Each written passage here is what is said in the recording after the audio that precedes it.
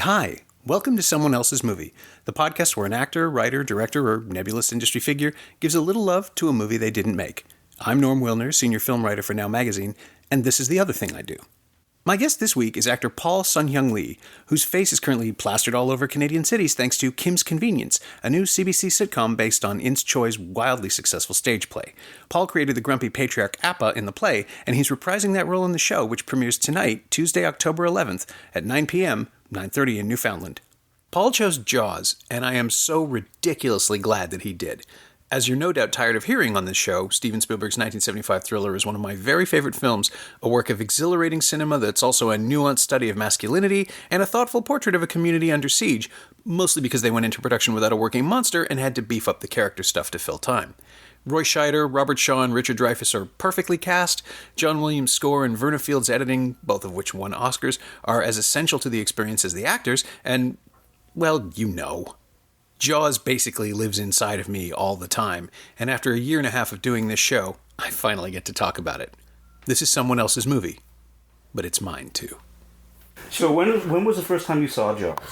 I was a kid. Yeah. I was probably 8 or 9. My parents divorced and my dad had a VCR.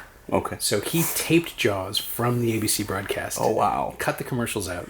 Nice. And would only let me watch it from the departure of the orca. Okay. So my entire experience of Jaws as a kid was the second hour. Oh, wow. Okay. So it's just an adventure movie, and it was short. So I watched it a lot of times. Okay. It wasn't until I was probably 13 or 14 that I saw the whole thing. The whole thing uncut. Yeah. That's amazing. Would have been 1980. Well, is that right? 1982? Maybe. I was 5.5. Okay. And my parents took us to see in the theater. It was Jaws 2 that was playing, but back then, if they had a sequel, what they would do, they would show the first movie released first. It, right. So I had no idea. We were just going out to the movies, and I didn't really understand what was going on. But I remember it was so full we couldn't sit together. And so my mom and my sister sat separate from us together in these two seats way up at the front. But my dad had to sit behind me. Okay. And I'm 5.5 years old watching this movie. My dad, and in my world, once the lights went down, my dad wasn't beside me. So I was by myself watching it. Right, yeah. And I remember just getting completely engrossed in what was going on. At the beginning, freaked the hell right out of me. But I was just I had to know what happened. I didn't know it was a shark. I didn't know what it was about. Right. And so I thought it was kind of this weird monster movie. But the one part that really I remember sticking out was when they find Ben Gardner's boat. Mm-hmm. And Hooper goes into the water, and he's shaking it, and Ben Gardner's head pops out. Yeah. That has been a touchstone movie moment for me, because when it happened, I remember my dad knew something was going to happen, and the asshole that he was reached over and grabbed me right when the head popped out. And I screamed bloody murder, but everybody else did too, right? So the whole row just started shrieking and started to laugh, right? And that was the first time I kind of realized that it was okay to be scared sometimes. It was like in this setting.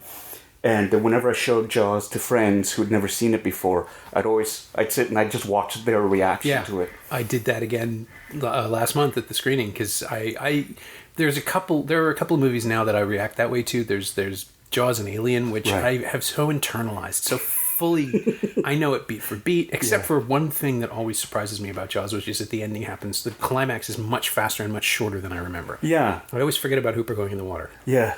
It's like, okay, now the boat. And then, oh, wait, that's right. There's this distraction where apparently the shark is just somewhere else checking its mail or something. It's coming back to attack them again. Because it's a weird lull, right? There's so much intensity, and then suddenly they take the time to build the cage and put them in the water. And they put them in, and it works. It still flows. But I always forget that that's there, because in my head it's ramping up faster. But watching Ben Gardner's boat sequence, again, I was just watching the people in front of me, and they'd all seen the movie. No one had asked. I asked at the beginning, just out of curiosity, has anybody not seen this? But people hadn't seen it in the theater. Okay. And so their response was completely different. Yeah. And there was, There was shouting and hooting, and I just love watching a movie play people like that. Yeah. Well, I mean, and that was an added sequence too, right? Like in the original, It was a reshoot, yeah. Yeah, and it was in Spielberg's swimming pool, Yeah. or something, which is cool because as they were sort of showing to test audiences, Spielberg was saying that we need one more jump scare, one more scare in there, and I remember there was one moment where it was extremely painful for me to watch it because I was with a friend of mine, and he'd never seen Jaws before, and he was in his 30s. And how do you live? Well, that's the thing, right? It's like, and that was my response. Well, we must watch this and sit down and watch it. And he's a comedian. His name is Richard Ryder. Big, strong guy. His hand is about the size of my face, and screamingly gay. Okay. And we're sitting there. I remember watching it, and the part was coming up, and it's inching up, and when his head pops out, Richard screams so loud, and then he immediately turned and he swatted me really hard and knocked me off the sofa onto the ground. Like, that was his visceral reaction to that. God, I do that when a cabinet door hits me. You just want to smack something. Yeah, so just recently I showed my kids Jaws for the first time because I figured, I was 5.5, so my kids were ready to watch it, right? And I videotaped the reaction to that sequence, and they're all on the sofa, and they've got my eldest has his coward blanket. That's what I call it because that's what I do. I bundle up, and my youngest is just sitting there. My wife's sitting between the two of them, and it was just, I loved it. Like, I just very surreptitiously got my camera ready, and I'd love to show that to you if I can find it here. Not to worry. But it was, oh my God, it was everything. But the drawback was my youngest son, then proceeded to have nightmares about Ben Gardner's head floating around, and so I kind of got in shit for that. But here it is. What you got there? What you got there? Tooth the size of a shot glass. Yeah. Oh, I really hope this picks up.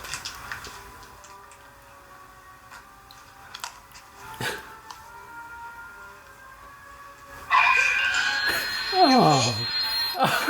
But I love how everybody just sort of jumps. Right. And then my wife tries to cover his eyes. It's okay. That's so sweet. I just did this to you, but are you okay? But, I mean, they were in... There was no, can we stop? There was no getting up and running around, which usually is what happens, even with the big superhero movies, right? Yeah. It was just... And that's what I loved about it. They were so completely engaged in the story of what was going on. And that for me is, that's strong storytelling as well, right? Like, that just sort of grabs onto you, and you just, like, even though they're all more quiet moments, they're still there because they never know what can happen to it. And it's amazing that even after, like, it's like 41 years, and the movie's still going on strong. Yeah, and I was thinking about this too, just watching it this time. I was paying attention to the clothes and how there's not a lot of 70s look, like maybe glasses, maybe some hair, but even that now looks like hipsters. It does almost you could almost take it back. There's a lot of khakis, there's a lot of just sort of ill-fitting suits and bad beards on people here and there. Like Richard Dreyfuss could be in Gowanus right now. Oh, absolutely. Matt Hooper could be. Yeah, absolutely. And that's, oh man, that's what the one thing is as well that I'm sort of like really on edge about, and I'm glad they haven't done it because there's a rash of reboots and remakes and this and that. Oh. And it's only a matter of time. Villagers with torches, though. We would stop this. But they said that, I mean, they did it with Ghostbusters. They've done it with Ben-Hur. They just recently did another, like, why? And nobody noticed. That was like the amazing thing. They sort of put it out, and it's late August, and everybody just kind of collectively went, meh. Well, they know, though, right? And that's the thing. And I think Ben-Hur, because that's the 50s, right? But the one before that was from the 20s. I mean, it's a perennial, really, in a way, for remakes. But... yeah, just the idea that we're going to take this thing that everybody knows, but of course that's why they do it. Right? Yeah. Like, we're going to take this popular property or reliably selling brand title and make another one and redo it. And the first one had it was a certain stilted style of acting, and then there was the remake, and that was a stilted style of acting. So let's make it modern and really. Yeah, the idea of Timur Bekmambetov doing it was the only thing that I was interested in, because he made Night Watch and Day Watch and Wanted. He's insane. Like, I would love to see his version of a chariot race. I had a friend who was actually a friend of a friend who was working on the VFX for it, and that's how I knew it was being made, because she was doing work on it, and she was like, she was doing the work on it. She said, it's awful. It looks awful, and they all know it's awful. And that was one of the things, which is why I think they just sort of quietly released it, and then it just, if you went for lunch that day, you missed it. Yeah, you don't release it. I mean, you don't release something you believe in the middle of August, generally, unless it's counter-programming. And Ben-Hur, with no campaign, no real push, it just sort of burped up and went away. Yeah. But yeah, no. Now I'm just trying to imagine a remake of Jaws, and it all goes to murder. I who would bother? Like, you would just, as a filmmaker, I would imagine it would be so daunting to even think about it. Like, why would you do it?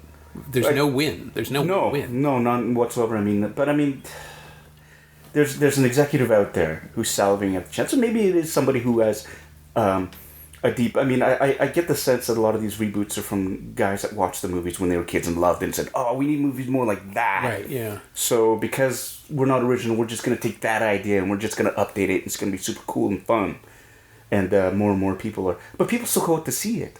Mm-hmm. You know, that's even the haters go, "Oh, forget it." I mean, that's the biggest form of protest anybody can have, is to refuse to see it and not, because once they make up their minds, if they're going to make it, they're going to make it anyways, right? Yeah. And it'll be released. But I find this trend, a lot of people are up in arms, they hate it so much, but they still go to, like, they hate view it, right? Yeah. So they'll pay money to hate view it, and then slam it. The idea of doing that is just, it's not counterproductive exactly, right? Because your goal is to be angry. Right. If you really want to be mad at something, then $13 isn't that big of an investment. So I think of the social media play you'll get out of it. The idea that you can yell about it for years, but of course you can do that anyway. You don't actually have to see the thing. Yeah. But why? Oh no! Don't even. I just keep coming back to this little plea with anybody who might be listening. Please don't remake Jaws. Oh yeah, no. Please. I mean, first of all, I assume Steven Spielberg would have that person killed.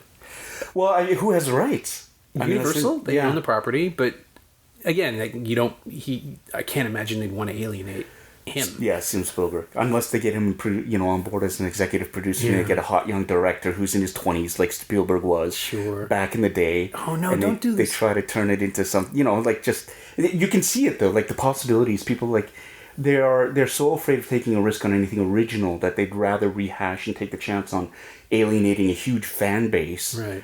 To get this done and say, no, but this time we'll do it right. Yeah. Like Robert Zemeckis, he still has the rights to Back to the Future. Sure. And he's steadfastly said, no, there will never be a remake of this movie ever while I'm still alive, while I have the rights. And that's fantastic. But then I was thinking the other day, back in the 80s, when Marty McFly went back in time, it was 30 years, and it was in the 50s. Right. We're now at the point now where 30 years ago, it would have been the 80s. Yeah.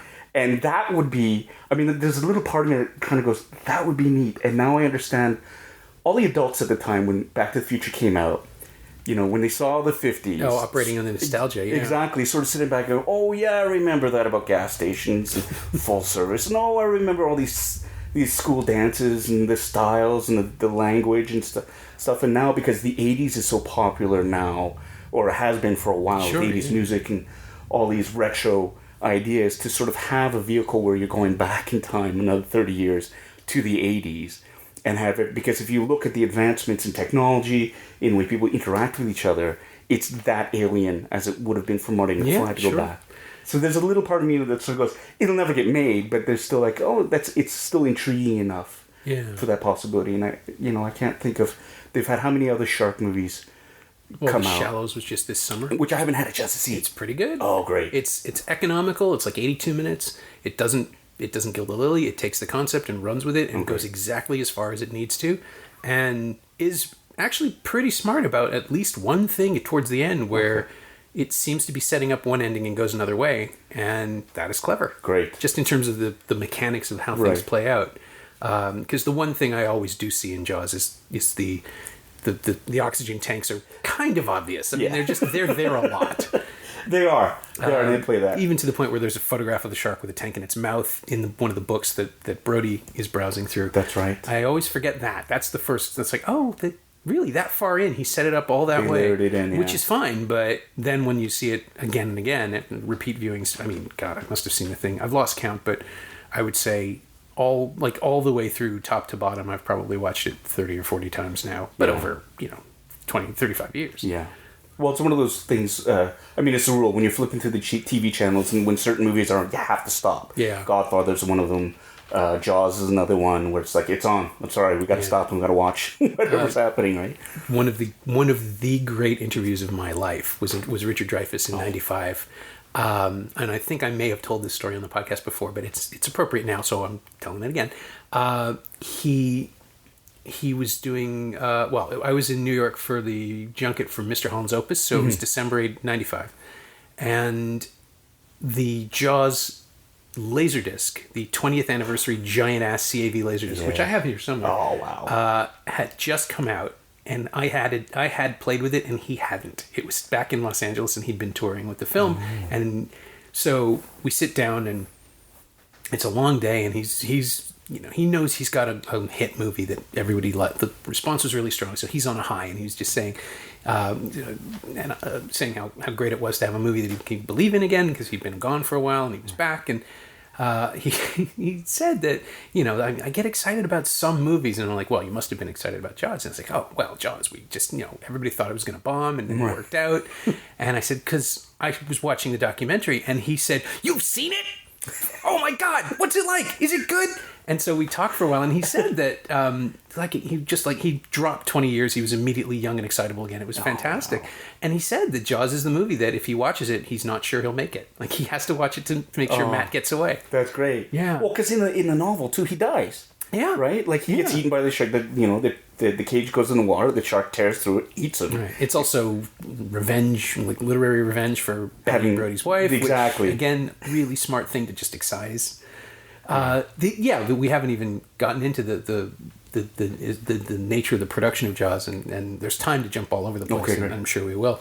But the thing that fascinates me the most, and I've used this in introductions of the film in the past, is that this movie was like, it's the greatest accident in the history of cinema. Yeah. The shark didn't work. This is the other story that Dreyfuss told me, and it's subsequently turned up in The Shark Is Still Working in the documentary. Yeah. He would get up in the morning every day. They were at this bed and breakfast at the top of a hill on Martha's Vineyard, and they would walk down. He would walk down the hill, and he would get his coffee, and he would walk, and he would grab a paper, and he would pass at every intersection. He would pass Teamsters, listening to their walkie-talkies, and he would hear, "The shark is not working." And he would look at them, and they'd go, keep walking, they'll get it. Right. And then he'd get to the next block, and the shark is not working. And he would get down there and still go. And finally, he would get down to the very base of the hill near the dock. And Spielberg would be kicking something, and the shark wasn't working. And they would just look at him and say, "Just go back up. Yeah, just go." Man. And they would run lines, and they would develop the characters, and that's where Gottlieb came in, and they gave the movie a life that it probably wouldn't have. Absolutely. Certainly characters are three-dimensional in a way that they wouldn't need to be if you had a working monster. Exactly. Well, I mean, and then I know just reading from it as well, for the longest time they wanted to keep the fact that they were using a mechanical shark a secret, because they were really worried that it would take away from the realism of the movie. And they had this area called Shark City, where they would stage all the mechanical sharks and work on them and this and that, and it became this sort of a perverse game of hide and seek with the press and other townsfolk sort of tipping off the press as to where the shark was going to be. So they try to keep it covered up as much as possible. But you're absolutely right. They would have legendary, from when I read, dinner parties where they had where they were staying at this one woman who basically fed them, was a fantastic cook, and during the tourist season she would be serving all the big celebrities that would come to town. But because she was tasked with the Universal people, they would come down and they would have, like, her specialties apparently were desserts, and they would spend working dinners together, and they'd be talking about the story and lines and scenes. Gottlieb would be there, and she learned to set a place aside for him so he could have his notepad so he could write down all these notes. And they would always stop for about 10 minutes to sort of praise her cooking. And it was, as Gottlieb says, it wasn't forced at all. It was absolutely the highlight of the evening. It was them just sort of getting their food, and then they'd go back to work. And everybody would go to bed, and Gottlieb would stay up, and he'd write crazily, and then he'd drop off his notes to the stenographer, the copyist, on the island, and she would transcribe into working scripts and stuff. But it drove the production crew crazy, because it always felt like for them things were last minute changes, and they kind of were, but it wasn't arbitrary. It helped to serve the story. Yeah. And with a lot of the actors too, I mean, Robert Shaw was only supposed to be there. He only had a finite number of days to be on the island. Otherwise, if he'd stayed longer, he'd get his tax bracket would jump. The British tax system. Exactly. So, on some of his off days, when it looked like it was getting too far, they were going to lose days, he'd fly off to Montreal, actually, and play golf up there for a bit, and then come back to the States when they were ready for him. Oh, because, of course, we were still part of the Commonwealth. Yeah. You know what? I only just figured that out. Crazy? Yeah. So stuff like that. And that it's a luxury, actually, when you get a chance to sit down and work out things, basically because you have nothing else to do. Mm-hmm. So why not? And that's, good on them for at least using that time. We're here. Let's really hash it out. And I love the idea of actors sort of sitting together and really, really working on the character, the dynamics between the two. I mean, the fact that, Dreyfuss and Shaw didn't have kind of a pissing contest in real life going on while they were doing it certainly added to their relationship on screen as well. Yeah, and that was something that I noticed in this last viewing. I found myself I was weirdly fixated on the idea that Hooper and Quint are locked in this semen war, for lack of a better term, where they're both absolutely competent. And that was the thing that I didn't really catch until this time, because you have the scene where Quint crushes the beer can and Hooper crushes the plastic styrofoam cup. But he's also an able seaman. Like, he actually does everything he's told to do immediately and without complaint. Mm-hmm. Brody's the fumbler. Yep. And to the point where Quint and Brody start bonding when Hooper dresses Brody down for pulling the wrong rope. That's right. And it's the first time I really noticed that dynamic, like, it's not just male, like, alpha rivalry. It's actually points of pride between the two of them over how they are captain and mate and how they actually work the boat. And they're like, that stuff, who would have time for that now? It wouldn't even occur to anybody to write that stuff in. No. Yeah, and it's a class war too, right? Because you got somebody who comes from a position of privilege, like Hooper, and who's he's crewed on several sort of transatlantic America's Cup races. Exactly. Yeah. And then there's Quint, who's just like this blue collar, hardworking. He says he's got that line, like real men work down here. We do sharking for a living. Yeah. And he. And there's something that he thinks he could get on Hooper, but when Hooper shows he can tie these knots and he is an able seaman, that's something that, sort of robs Quint of a bit of that power. So he's got that there's that great social sort of economic rivalry that's sort of happening there too. Yeah. And again, Brody's perfectly in the middle. Yeah. He's always centered in any conflict because he's cool-headed, he's competent, but he's scared. Yeah. And that makes him, not only does that make him the perfect balance, it's almost like the Spock, McCoy, Kirk trinity, but it also makes him the ideal audience surrogate. Yes. Because I don't want to be on that boat. The bravest thing he does is say it's his charter. Yeah. And go with him because, I love that. The economy of that, Martin stays in his car when we're on the ferry. There's a term for that, isn't there? Drowning. Yeah. His fears are absolutely legitimate and completely rational. Yeah. And he still has to go on the boat. He still has to face the shark alone. He's the hero of this movie. That's going to happen. Yeah. But the film does such a beautiful job of creating fully realized characters for him on either side with Quentin and Hooper. It could be any one of them who survives. It could be none of them. It's my standard joke about great character design is that if Alan Rickman kills Bruce Willis and wins in Die Hard, no one would really have a problem with that. True. He's as appealing a character. But in Jaws, obviously the shark's not going to win.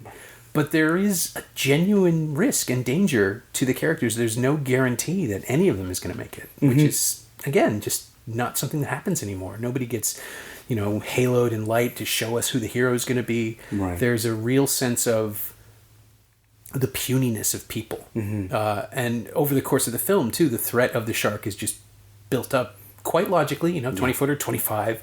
Never seen anything happen like that before. Never seen him go down with this many barrels in him. The shark is an impossible creature. Yeah. And it really, it is a monster movie. Yeah. But, oh my God, it's such a human one. It's such a grounded one. And it really is just, it makes you thrill to the adventure of a terrifying horror, a natural horror. Yeah. Yeah. I'd say it still is by far. I mean, there are movies that I love to watch and movies that I've connected with, but like always through it all, like even more than Star Wars, even more than Star Trek or any other Indiana Jones, Ghostbusters. That's Jaws has always been my touchstone. I always go back to that for pure sort of experience of just sitting there, and like you say, it's the economy of filmmaking as well, and the fact that it all came out of horrible circumstances that were beyond their control, but they did as much as they could with what they were given, and that's what makes it so triumphant in that sense, and it still kills me the fact that Spielberg's 26 years old and he shot that movie. Yeah, son of a bitch, right? Like I feel and I just feel so useless sometimes. Like, well, what did you do when you were 26? I thought, well, I was getting in trouble a lot, and I really hadn't accomplished much. But to have something like this, sort of, because it would have been really easy to just sort of mail it in. Yeah, This isn't working. Just, whatever. Just go. Take your name off the movie, put in Alan Smitty's name or whatever, and just... But they really, there was a sense of, they didn't panic, or at least there wasn't outward panic. I'm sure he got ulcers from it. Yeah. But the fact that it still holds up today, and the shark looks rubber at certain points, but you don't care. Like, that's the part of it is, I mean, it's so funny hearing people kind of try to dump on the movie and go, well, the shark looks really fake and this and that. It's like, it looks fake, but you don't care. Yeah. That it's so believable that this thing is this ultimate killing machine that is stymieing them at every turn and just sort of breaking through every single defense or every single tactic they can make to destroy it. You don't care that it looks like rubber because you buy into the idea of this character sort of being sort of unstoppable. And the first few reveals of it are fast enough that it doesn't really matter. It sort of, it almost retroactively takes care of that with Quint's speech about how sharks got lifeless eyes. Yeah. I mean, yes, the sharks in the Ron and Valerie Taylor footage are much more shark-like. They're more believable. They're articulated. They bend in a natural way as opposed to the twisting thing that Bruce does. Yeah. But again, it doesn't matter. It took me until this most recent viewing to realize that the shark is given not just agency but intelligence in the film, because when it does the second leap, the jump up at Hooper and Quint, when they're trying to free it from the calipers. Yeah, I think calipers is the right word. Whatever those things are. Cleats. The cleats. When they're trying to pull the barrel ropes from the cleats, it waits for Quint. Right. It doesn't jump when Hooper's there. Right. And it finally, because I was all tense, and I mean, I know the sequence. I know it's going to be great. And I was watching the audience, and then I thought, wait a second, is it actually waiting for another pair of arms to come out over the transom? Yes, it is. And that's when it jumps, and people freaked out in the theater. Yeah. But it's like, Jesus Christ, that shark thought about that. Like, they put that in there. And then, of course, you realize that's how Ben Gardner's boat was taken down. Right. This is the echo of that scene. Yeah. But you do kind of wonder, like, how smart is the thing supposed to be? Is it a dumb animal? Yeah. It's like, no, it bides its time, and it takes its shots. Yeah. Well, and that's the interesting thing about it, because once you get past Jaws and Jaws 2 and Jaws 3 and Jaws Revenge. Blu-rays just came out, and I kind of admit I'm sort of tempted. I got Jaws 2 and Jaws 3 2's not for a birthday gift from my family. I refused to. I said, do not get me Jaws the Revenge. I cannot. Because by that point, they've endowed it with, like Jason, killing powers, well, right? It follows them to another coast. And it beats them there. They take a plane, and the shark beats them to the Bahamas, right? Like, there's got to be tunnels under the earth. I mean, clearly, that's the real... That's the only thing that will get Jaws 5 made.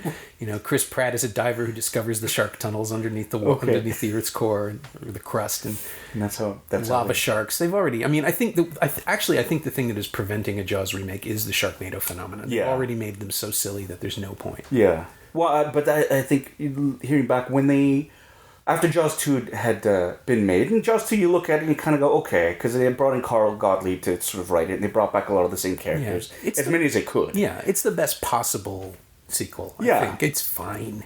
Exactly. And, it's different enough in some senses, but, they got to the point where I heard that the filmmakers were like, well, an idea that they were throwing around was the next movie they wanted to call Jaws 3 Human Zero. Yeah, Jaws 3 People Zero.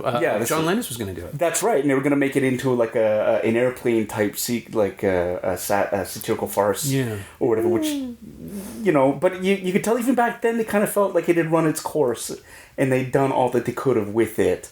But, it's like, well, people are still watching these movies. People still want the shark, so let's just keep going. Yeah. And then the 3D craze gave them an excuse. That's right.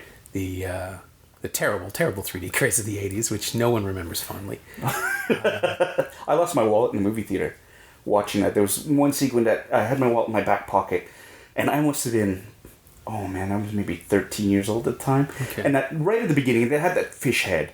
Yeah. And it's floating, and I was like, and I sort of squished back down, like sunk down in my seat, and my wallet popped out and landed. And I had $15 in it, which was a princely sum at the time. It was.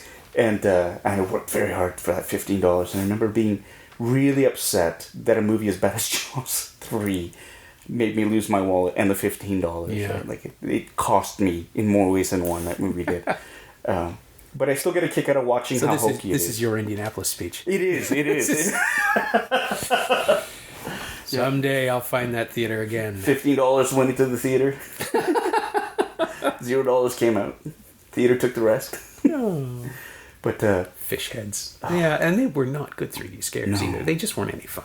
No, they had that one gimmicky one where she's got the syringe and she squirts it into the camera. Oh, that's right. Yeah. That was the only sort of like, it was Dr. Tongue's 3D House of Horror, really. Yeah. And you're right. We shouldn't even acknowledge the other one. There was I saw an interview with someone where they're trying to bait Michael Caine on it. Because the reason he wasn't at the Oscars is because he was shooting Jaws 4.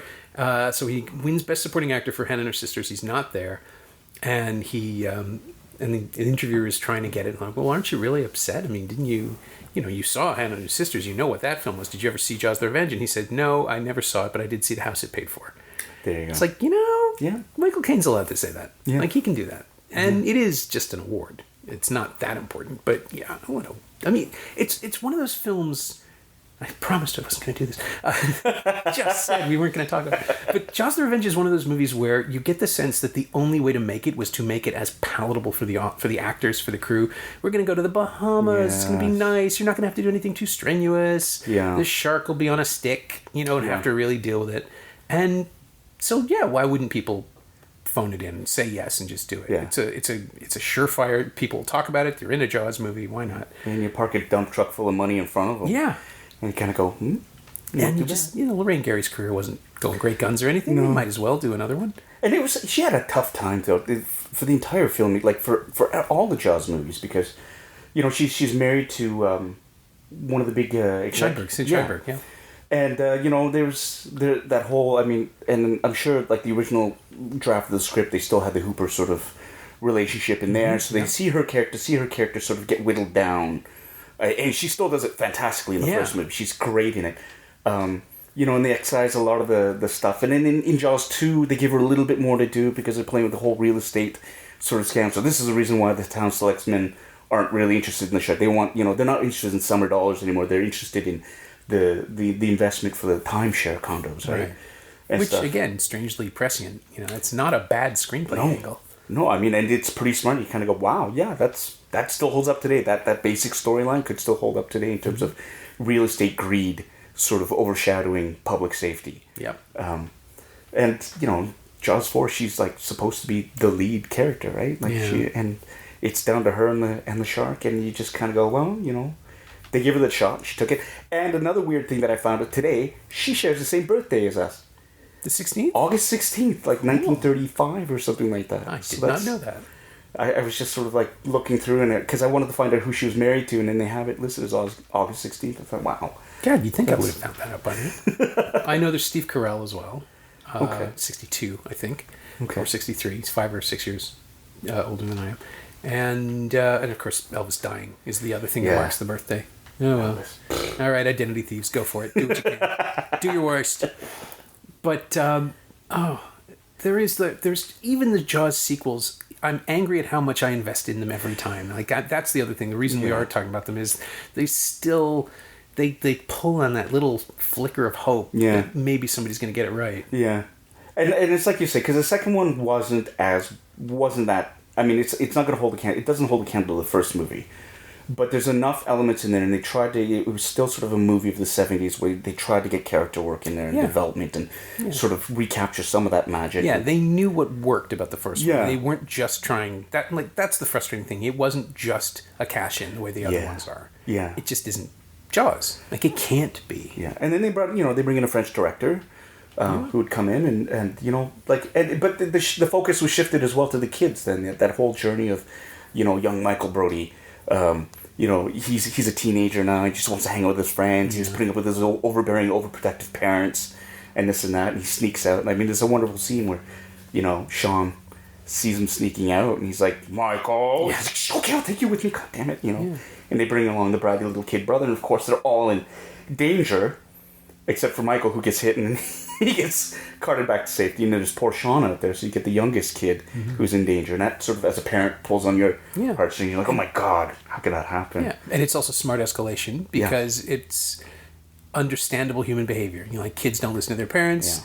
They weren't on the boat. They didn't see. I mean, yes, okay, Michael did experience absolute trauma the first time, but he doesn't remember it. No. So fine, I accept that. That's it's no more of a stretch than Blair Witch being about Heather's brother, who's obsessed with finding his kid brother, which makes sense. The new one, it just gives it a starting point that isn't, well, we needed to make another movie, so this is what happens. Right. It at least finds some kind of emotional grounding. Yeah. And then 3 is, they're working at SeaWorld. That's not good. And then in 4, Sean finally gets killed by a shark. Right. At the very beginning. The proper revenge. Yeah, first reel. Here we go. Yeah. And that shark's been waiting on it. Yeah. He's been waiting along. No one knows how old they get, but this one, there's a little notebook. I want to see, like, the shark's murder board underwater with all the strings and the pictures tied together.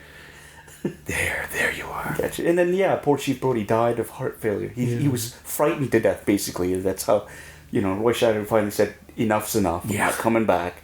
They said he died of fear. I went, wow. That's not the guy we know. Yeah, it's such a disservice to that character, but, But, it's funny watching. I remember when you're talking about the Laserdisc when it came out, and I remember seeing it come out for the first time.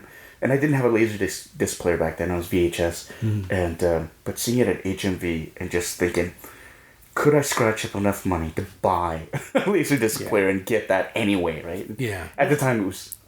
I could not justify it. Understandable. And I was fortunate enough, I was covering it I was writing about home video for The Star at the time, so I had the beat. I didn't pay for the box. I paid for the player, but I didn't pay for the box set. They sent that to me. It was great. But the real accomplishment, which no one understands now, is that was how you saw it in widescreen, because until then, it was either panned and scanned for television, or did you ever see the original VHS release where they pointed the telecine camera at the center of the frame for the entire movie? No! Yeah, that was the first release. It was... it wasn't. I was going to say it was time compressed to fit on a T120, but it was like a T130. The tapes were it was over 2 hours, just by a hair. So there was one version, I think it might have been a European edition. It was already like the PAL tapes are sped up by 4% for that standard. So it wasn't time compressed, but it was a 133:1 box of the dead center. There were scenes where it was just like the help shark billboard scene. The shark billboard is perfectly in frame, and then you get the nose of Larry Vaughn. Oh my God! And like a three-quarter profile thing of half of Brody's head. That's such a brilliant scene too. Like I love the fact. Like I used to go on and on about how the fact that you don't see filmmaking like that anymore, because you're watching a play. Yeah. It's a minute and 23 seconds long. There's no cuts to it whatsoever. They start in motion off frame, go into it. Characters go in and out of frame. They hit their marks. It's beautifully done. They're overlapping each other. There's intensity to the scene. You've got this great backdrop of the sign that they refer to. That is, exactly. It's actually the punchline of the scene. Those proportions are correct. You actually have to see it for reference. Exactly. And so when you have something like that, what's the point? Yeah. Oh, no, I wish I had kept it, because I had the tape for years, and I wish I'd hung on to it just it's the black sleeve. If anyone out there ever finds it, it's the black VHS sleeve, the poster on the front, and the back is simply a photo. I'm pretty sure it's just a photo of the three of them on the boat. But it's black with red text, maybe. It's the ugliest way to package it, and it is the worst possible presentation. Like, they should teach that, or have clips from that on YouTube to show people what bad pan and scan, what the olden days were like. The olden days, that's right. Yeah, because the TV transfer, the one that I saw, the one that I grew up on, was pan and scan, so at least the action moved within the frame. Or the camera moved to cover the action. Well, I remember talking about the TV show, TV version of it. I remember too watching a version on television, and what they used to do, and they would have added scenes. Right, padding. Yeah, which was amazing. Like it was a shot of Quint, like a 3-hour slot. Exactly, but he was he was buying piano wire, and there was a kid playing the oboe, and sort of playing the song that Quint really liked, and he started to hum along to it, and was like really impressed because the kid hit this one high note, and by the end, this kid just it just falls apart, and he starts hitting the wrong notes on the reed, and Quint's he's like bah, bah, bah, just sort of pounding through, and the kid there's this look of resignation on this kid's face that I loved. He just he puts the oboe down or the clarinet down, and he's done, and Quint's like, why'd you stop, right? But little things like that weren't in the theatrical release, but I remember seeing on television, which brings me back to the Laserdisc version, because that was the first time that they showed snippets of the outtakes. Yeah. And one of them that I really kind of wished I had been able to see more of it was in the theatrical version, but they ended up cutting because it was far too grisly, was when they're in the pond. And, that dude, played by, I guess, Ted Grossman, is the actor in it. And he's the one that actually physically brought that tiger shark from Miami all the way up to Amity. Like, when they catch that shark, he was tasked with bringing that up. So they gave him a part. And so he's the guy in the rowboat who comes over and says, you guys all right? You guys are... And he gets knocked over and he gets eaten and his leg floats down to the bottom. In the outtake, the shark, Bruce has him in his mouth. He's hanging out of the shark's mouth with blood pouring out of his own mouth. And the shark is pushing through the water, and he hits Michael. Yeah. And Michael gets pushed along with this corpse hanging out of the shark's mouth. And it explains far more why he was in complete shock. Because I remember, as cut in the theatrical version, he's treading water. The and camera goes passes past. him. Yeah. And which is frightening enough, and I get it. But, to see him completely passed out as they bring him out, for me, it was always a bit of a disconnect when I was a kid, thinking, well, I guess that would be scary, but I don't know why he passed out. Right. And when I finally saw that little snippet that's in the Laserdisc version of it, and it's in black and white or something, I sort of went, oh my God, of course, well, that makes sense. Like, I would have totally shit the ocean. That would have been done. I guess they cut it. I mean, I assume it was cut just in fear of an R rating, maybe, or maybe just because it too easily, like, it's too obvious setting up Quint for the end. Yeah. Who dies kind of the same way. But maybe it's just too early in the film to confront something like that. Yeah. Because you've only seen flashes of, like, the big fin with Alex Kittner. And the geysers of blood, but you haven't seen corpses. Like even Chrissy is off camera. That's you right. just see her arm. Yeah. When she's found in the autopsy sequence, that's all that's left of her. But it's the sense of destruction, like the physical devastation that the thing creates on people, is really kept off camera. Yeah, it's addition by subtraction in that sense. Our imaginations are far more powerful than anything they could possibly show us. But getting back to that too, it's like the one thing that sort of got me too was the Ben Gardner scene when they discover the boat and the big jump scare, and they shot that, it was an added scene, there was a reshoot where they needed one more scare. And his head pops out. So he's dead. Like, they show his head and his, they got the little nerve that sort of hang out. Beautifully done. Very frightening.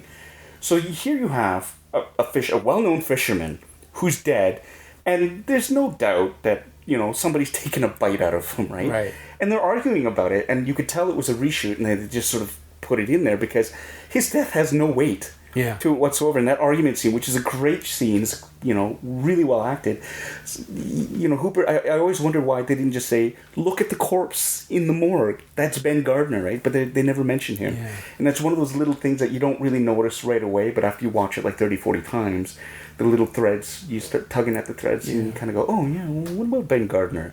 Like, they brought in his boat. It's all beat up, but he's dead, and there's a big hole in the hull. Yeah, I assume that, and I'm filling in the blanks myself, I guess, but I just assume that Vaughn is so on top of it at that point, because he's actively covering it up now, that the coroners come up with some kind of other explanation, and the fact that they can't prove it's a great white is the only thing that matters. They don't have the tooth. Yeah. Because he fixes on that so quickly in the conversation. Yeah. The one piece of evidence. The thing I really love about Murray Hamilton's performance too, he's not stupid. Larry Vaughn is not an idiot. No. He's just despicable. Yeah. Like he's craven and desperate and looking for excuses. Yeah. And, my kids were on the beach too. It's almost an apology, but it really isn't. No. Like he's playing people even then in that moment. And every obstacle, every obstruction, everything that comes up, it really is all human designed. It is very simple. Like Hooper says, you kill it or you take away its food supply. That's it. And Vaughn doesn't want to do either one. No. And so as a result, all of this happens. Yeah. But it's great. I mean, that's great storytelling too. When you have a character like that who's like, it basically forces the action in a certain direction. Because without him, then it's an easy story. Yeah. Right. You need those obstacles sort of thrown in the way. Great antagonists. Another story about Murray Hamilton. He was having a terrible time while he was there, because they went over in terms of shoot, and what was supposed to be like 7 weeks turned into 20, and he was freaking out. It was like a fall shoot, right? So no, it was in the spring. Okay. And what happened was as well, the waters had to be warmed. They used the ocean currents would bring in the warm water, so it really wasn't comfortable enough to swim in until July the 4th. But they had all the big group scenes on the beach scenes early on, and the locals wouldn't go in the water. Those people are cold. Oh yeah, they were just like goose flesh. And they could not. They had an idea of getting stuntmen dressed up in flesh-colored wetsuits to pretend that they were bathers, and they eventually ended up pushing it near the end. But Murray Hamilton was like, he's beside himself because he's there. He's got a smallish part, but they just kept delaying it. And he's a theater actor, and there were all these plays that were going up, and he couldn't get work, and he was missing the theater season. And he was kind of freaking out. And one night, he would just go out and get drunk, right, and just sort of like unwind. And one night, apparently, he was stumbling home, and he saw in this overturned garbage bin what he thought was a small dog. So he went to go pet it, and it was a skunk. Oh. And it hit him full blast in the face, apparently. And he was so in his cups, he didn't even realize that he was just covered in this spray. Oh. He went back to his hotel room, went up, and that's when he noticed that it smelled like skunk. But he didn't realize it was him. Oh. So he opened the windows, tried to air it out. Smell wouldn't go away, so he wrapped himself up in a blanket, went down to the lobby of the hotel, and fell asleep on the sofa in the lobby. And wasn't discovered until the morning, when the staff said, basically, you gotta get out of here because you stink. And so they had to burn his suit and they had to do all this stuff.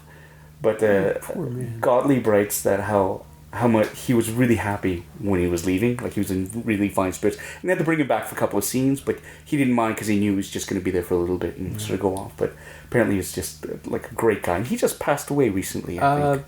Like maybe last year, was it? I think a few months ago. Yeah. I've lost. We're recording this 2 days after the film festival, and I've lost all track of time.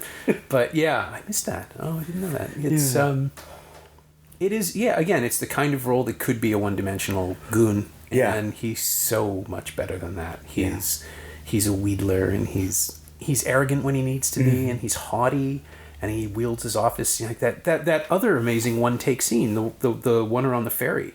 Oh yeah, on a raft where they run Brody out to the swimmers, but they never get there because the whole plan is, you can take us back now. Yes, he's just there to deliver that monologue again. Single take, lockdown camera, glorious filmmaking, and unnecessarily economical because they didn't have anything else to do. But the idea that they will shoot it this way because it adds to the film, not because it's convenient. So many steps that they took. Even just the idea of locking the tripod down on the boat so that it would fix the actors, and the horizon is all crazy. Yeah. But no one noticed. He was absolutely right. Spielberg and Joe Alves, I think, were basically arguing about it, and then decided that, no, you know what, if it works, no one will care. And they're absolutely right. Every now and then I realize how much movement there is in the background, and how the water line isn't standing still, and it doesn't really cut together in certain conversations because the waters were still when one side was being shot. It doesn't matter. It's not important. They're on a boat. That's all I care about. Sure. And then if you look at the sky sometimes too, sometimes it's overcast, sometimes it's bright blue. Yep. And again, these are things that you don't really pick up on until like you watch it 30 or 40 times, and you're looking at all the other different things. It took me at least 15 years, maybe the third or fourth time I saw it theatrically, to realize that there's no foliage, there are no leaves on the trees because it's fall. That's right. It doesn't play. It doesn't matter. Like, it's not important. And actually, that was the other question I was going to ask. How many opportunities have you had to see it in a theater? In a theater? Oh, you know what? I haven't seen it on the big screen. I remember when they were playing at the Lightbox a couple of years ago, and I dying to go see it, but I just could never get my act together to go see it on the big screen. But I hadn't seen it on a like proper screen, well, since I was a kid. Oh wow! To be honest, like it's always been a television. You know, thank God for widescreen TVs. I'm glad we finally gotten to this point of civilization where we realize like this is how it was intended to be watched. Yeah. And I don't have to listen to people bitch and moan about the bars at the top and the bottom of the screen. Like back in the day with the old VHS letterbox. Yeah. What? That's... Yeah, I've never understood that. I paid for this whole screen. I should fill it. Movies aren't television. They're just not. Exactly. Well, now you get people complaining about the bars on the sides of the for screen. 4x3, right? yeah. And they're like, what is that? It's like... And it's because in the olden days, movies used to be like the old TVs, and you were happy then. I have seen it. I have made a point of, like, any opportunity. I have. This is a humble brag. I have seen it in 4 of the 5 theaters at the Lightbox because they keep moving, but never number 1. I've never managed to see it in theater 1, which is the one that I really want to see in it. Well, do you think they'll do it? I think it'll eventually get there. I mean, when they had the digital restoration, they screened it for us in theater 2. They screened it for us in 2. I introduced a 35mm print in 2010 in 3, and I saw it again. When the restoration was still playing, Kate hadn't seen it, so she'd seen the film, but she'd never seen it in the theater, so we went to see that, and they screened it in 4, and then in August I saw it in theater 5. But theater 1 still hasn't happened. Okay. Someday. Saw 2001. I'll be there. That was nice. I'll move heaven and earth. I will make sure you know about it. But they did. They rotated it through because it's a DCP. You can program it on any screen, so they moved it, and it was playing in theater 1 for at least a couple of times in the course of that engagement. I just couldn't make it. But people still come up to see it, too. They do. It's so wonderful. I saw it in 95. Might have been the first time I ever saw it in a theater. They're the Uptown of blessed memory. That was my favorite theater of all, They had a 70mm series, and they had a midnight series. And it didn't play. There was a 70mm blow-up, apparently, but it didn't play. We saw it in a midnight series in the summer of 95, maybe 96. And it was in one of the smaller rooms, still a good room. And it was a midnight screening, and people came in, and a few people there were clearly, they'd gone drinking beforehand to see it, and they were trying to experience it as camp.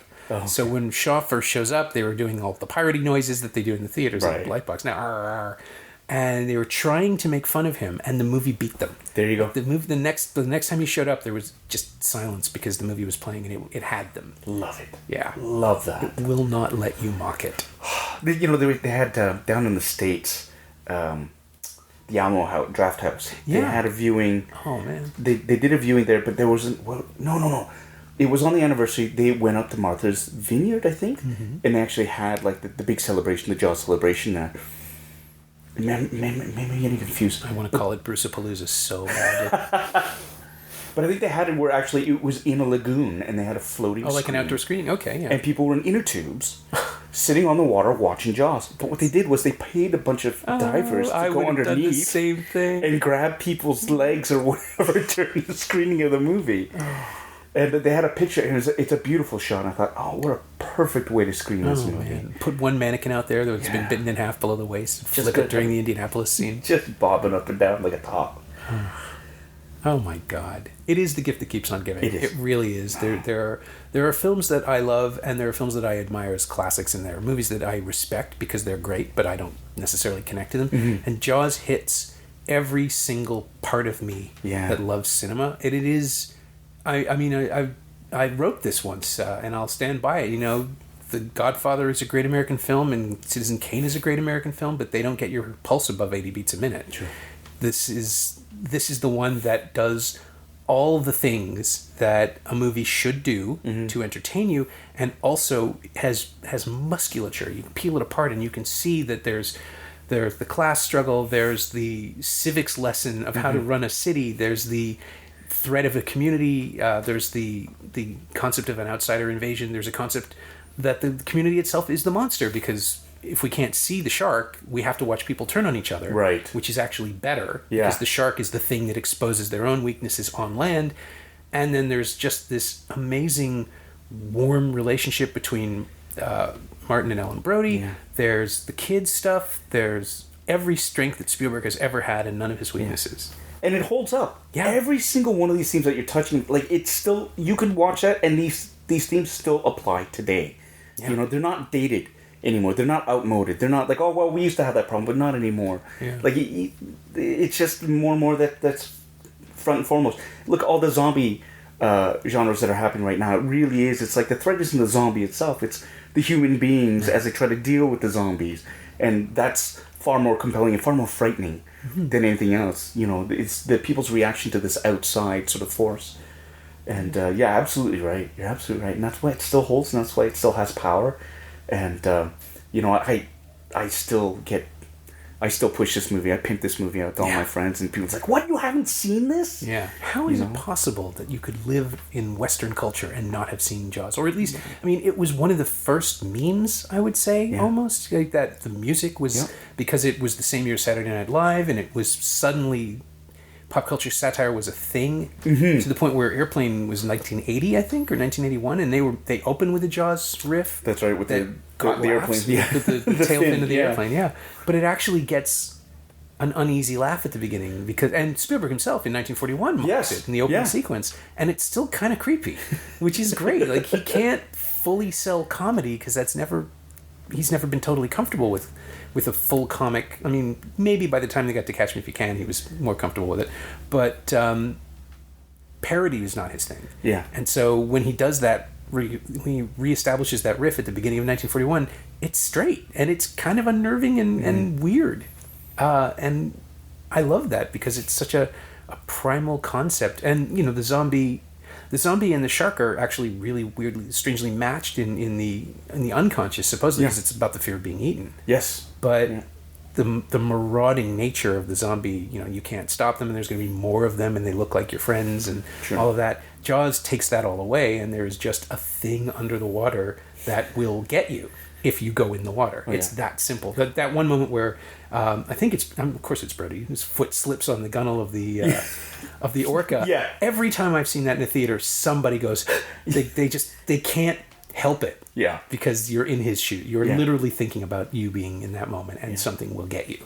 Yeah. Oh, and that affected society. I mean, people stopped going to the beaches for a while. Everybody was afraid to go into the water, you know. And I mean, even as a kid, I mean, the effect that it had. I remember I wouldn't sleep with my arm hanging over the bed because I was afraid a shark in my apartment. But if you see that movie at 5, that's going to scar you.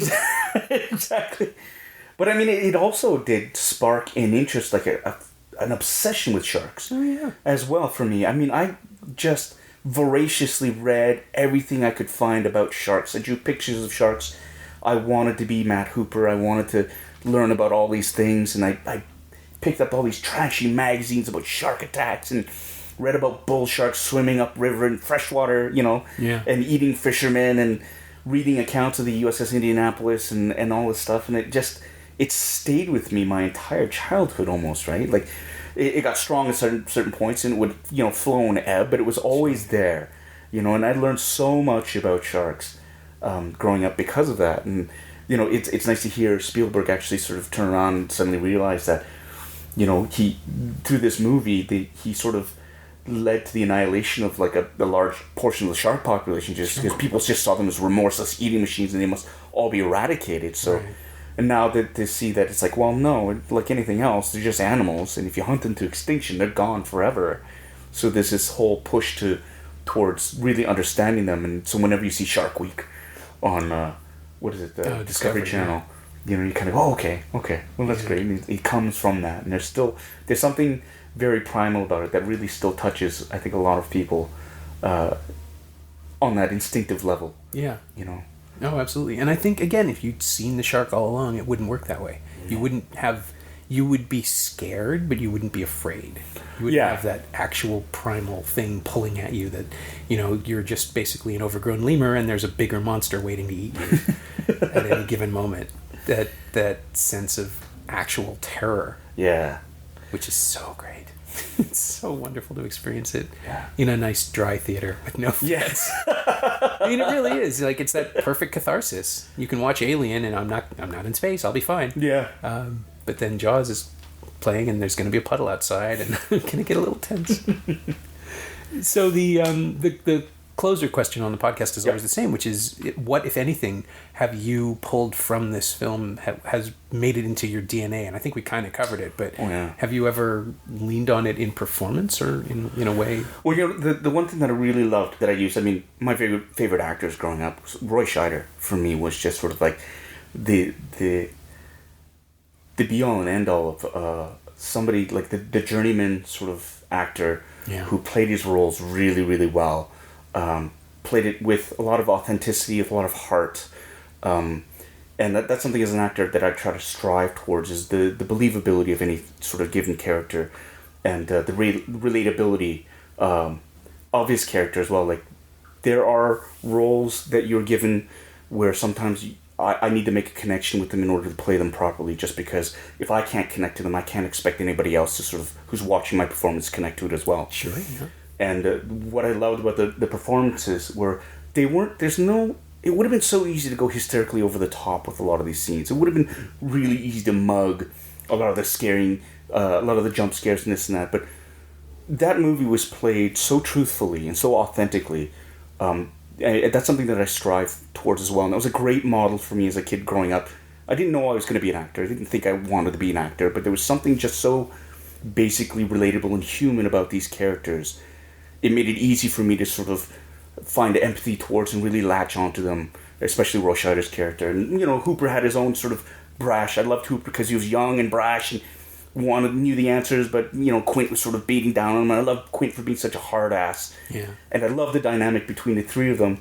But it really is a masterclass of watching them act, especially that, when they're on the Orca and they're bonding over the meal, the scars and this and that. There's just something beautifully human about that. Three men at sea just sort of stuck there and finding a way to relate to each other. Yeah.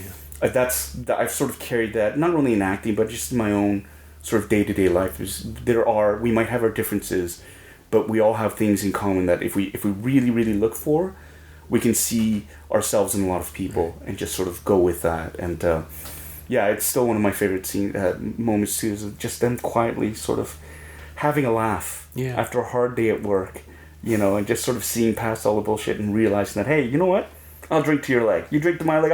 Let's drink to your legs. And there's Brody on the outside as always looking at appendectomy scar, which is a joke that plays less and less, I find. I don't think people know what it is. No. I'm old enough to remember. I never had one, but I remember them. And I think now with laparoscopies or something, we're just seeing less and less of that scar. It almost didn't even read the last time I saw it. Although it might have just been the angle of the screen, and I looked for it. Yeah. And it was the same DCP as the last time, so I'm sure it's there. It's just one of those odd little moments where the room just doesn't laugh the way they ought to. I've heard that laugh die over the decades. Wow. Yeah. Yeah. No, I remember. I had to explain to my kids, but they didn't. They don't. They're young still, right? It still just looks like somebody being uncomfortable and insecure. So it plays, but the joke of the only thing he has is the appendectomy scar doesn't work. It's weird. No, more people need to have burst appendixes, I guess. There you go. Let's get on that. Okay. Start forcing people to get appendectomies, right now. How do you trigger that? You just like force feeding like goose or something? Yeah, or tree bark. Okay. Just get him to overload on tree bark, because that's apparently what the appendix was for, to help digest tree bark. Yeah, something about that. All right, next hipster cocktail. Settled. That'll be it. My thanks to Paul Sun-Hyung Lee, who you can see Tuesdays at 9 p.m., 9:30 in Newfoundland, in Kim's Convenience, starting tonight on CBC. And if you missed the broadcast, you can catch up online at cbc.ca/kimsconvenience. I've seen the first 3 episodes, and they're really fun. Looking forward to the rest. You can follow Paul on Twitter at BitterAsianDude, all one word, and you can find Jaws on DVD and Blu-ray from Universal Studios Home Entertainment in a series of terrific special editions. The Blu-ray has it's packed. Just buy the Blu-ray. Why don't you already own the Blu-ray? It's also for sale or rental on iTunes and Google Play and streaming on Netflix Canada along with all of the sequels, but don't. Just buy the Blu-ray. As always, you can find me on Twitter at Norm Wilner and elsewhere on the internet at nowtoronto.com. You can also find this podcast on Twitter at Semcast, S-E-M-Cast, or on the web at someoneelsesmovie.com.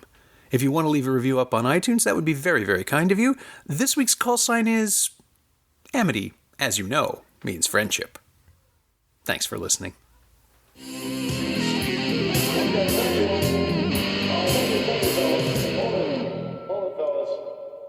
I'm afraid you're just too darn loud.